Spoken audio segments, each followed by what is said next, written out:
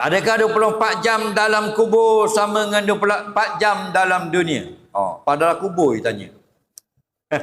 Bisa ke payah berjuk ni? Dengar baik-baik. Masa kalau 24 jam, semuanya dikira sama saja. Cuma di sisi Allah, Allah lebih mengetahui. Kita dalam dunia 24 jam duduk atas kubur, duduk di rumah. 24 jam itu sama saja dengan 24 jam kita duduk di kubur. Sejam kita duduk atas rumah, sejam duduk kedai kopi, sejam duduk kubur. Sama tak? Sama. Semuanya 60 minit. Di rumah 60 minit, kedai kopi 60 minit, kubur 60 minit. Yang tak sama, kita masuk dalam kubur.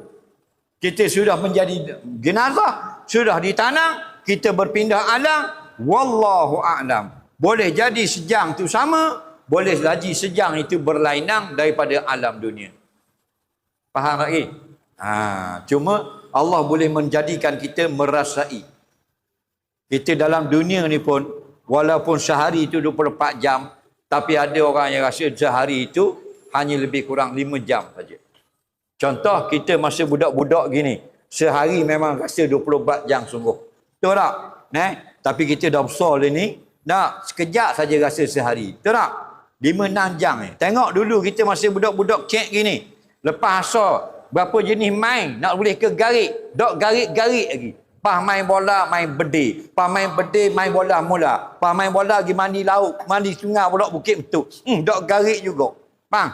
Leni minum air kopi cawan pasal, garik dah. Garik pula. Faham apa? Bila orang tua, dia berasa derah. Bila budak-budak, dia berasa lambat. Cuma ada 2 golongan saja. Sehari dia rasa macam 1 tahun. Pertama, banduang. Banduang, sehari duduk dalam jik, macam setahun. Gelepar nak balik. Faham? Dia duduk tengok dinding tu. Daripada pukul 7 pagi, sampai 7 garik.